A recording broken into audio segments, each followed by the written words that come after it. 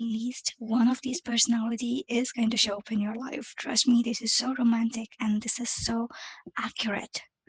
So you're gonna pick one of these three cards who's going to be the prominent person you're gonna actually meet, and the rest goes on about how your spiritual energy is. Sometimes we give off the strong, positive love energy, which brings us a lot of people into our life. Sometimes it's not like that. So, however it is, the card you choose is going to be so much obvious and so much like recognizable. So at least that much is going to be clear. Even the other two is going to show up, might be passive, might not be so actively participating. So it depends on your energy, it depends on your situation. Either way, we can start this reading once you in tune with yourself. We're gonna talk about their spiritual energy. We're gonna talk about their upsides, downsides, and how you need to strengthen yourself, how they are as a person, everything. That you have chosen the third card, the one in the last. We have Wolf.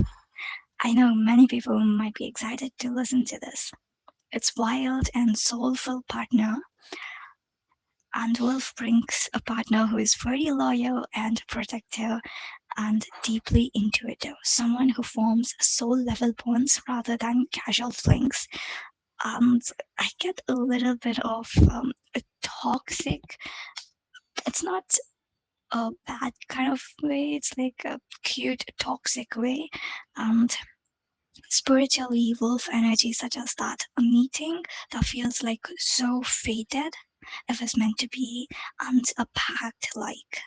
Okay, you may feel instantly drawn to this person, drawn to what belongs to them, recognition, or that shared purpose. I don't know why I feel this, but I feel like a lot of people are drawn to this card, especially.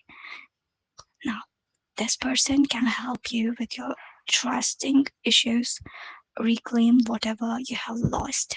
If you have become a person who doesn't want to go outside, or if you want to tone down, he's gonna or she's gonna help you reclaim that wildness and stand in the truth. And even if it's not comfortable, they're gonna make you feel special and comfortable. And they do have a bit of shadow side, and this is where I said about toxicity a bit. It's more like possessiveness and emotionally intense, and they feel very territorial. Someone who's going to be like, you are mine, and that's that. That's it. That's it. And it could also be a little bit of controlled relationship. That's something, if you set boundaries in the first in the initial days, I think it's going to be all right.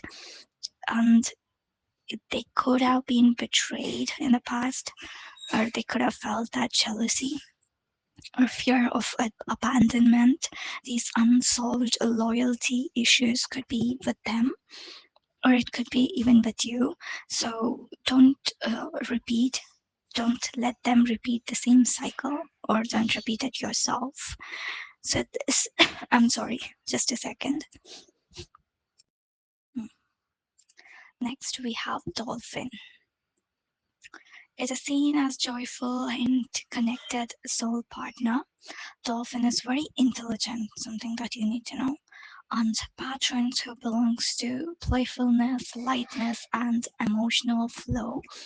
Sometimes who helps you laugh, relax, and connect to your heart. Spiritually, dolphins are linked to telepathic empathy, joy, and soul family energy. So meeting this person could be like meeting some long lost friend, like a childhood friend, and you're so emotionally attached, and so you just feel so vibrant. And this person can help you release heavy emotions, burdens, and you can communicate with ease.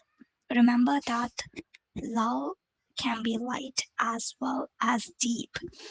On the negative side, they are like way too intelligent sometimes, and it could lead to being a toxic person for you in a way that you'll not even know that they're plotting something or they have some ulterior motives. So you'll not know because it's all sunshiny on the outside, but inside it could go wrong way too soon. And then they might even avoid depth or commitment. As I said, they're all charm and but they're uncomfortable to have a serious conversation or have this long-term planning. There may be tendencies to escape these difficult emotions. They could just be flirting with you or having this humorous conversation, but never be very grounded and never truly want what you want or care about what you truly want. This could be the negative side. So, as I said, this could be the strong energy card you chose. Doesn't mean you have to choose this person. That is why it's important for you to listen to all the three cards.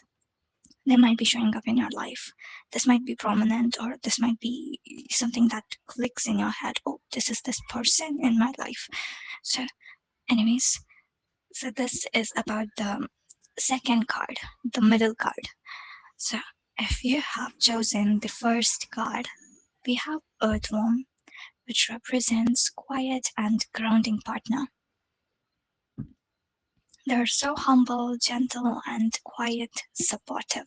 They don't want to be involved in any drama or outshine something. Okay, they're more patient with you, and they're more like they're very supportive, and they bring out this renewal energy in you that they can transform you, release all these emotional stuff you have been carrying out. And they can heal you from all those wounds and help you stabilize your life. And this is like a practical life choice. If you want to heal, this would be the person. But on the negative side, they're like overly passive, they might not take any action, and it might be you taking all the actions and want the first step forward, anything to talk about yourself or to plan things, everything. They just feel so withdrawn or stuck in the past. And it's not definitely like it's not like high vibration energy. They could also see they could also be carrying heavy burdens or you know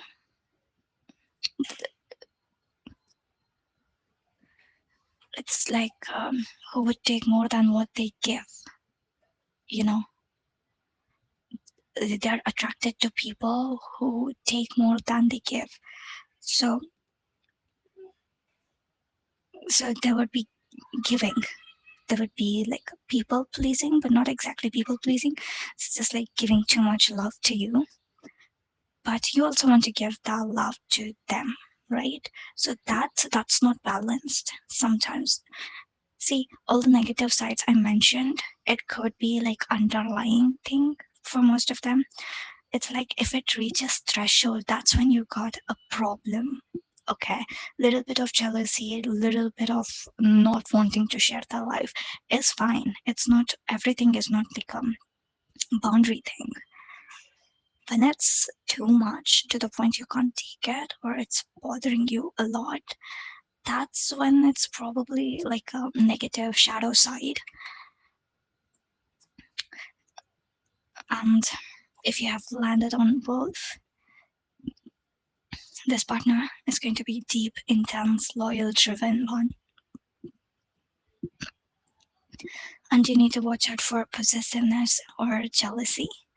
If you have landed on the dolphin card, you're going to have to expect a person who's light, joyful, emotionally fluid, and someone who might avoid passivity or emotional commitment. Okay, he would avoid depth or having that commitment. If you have landed on earthworm, expect someone who is very grounded, humble, and healing. but they might be very passive and emotionally stagnant.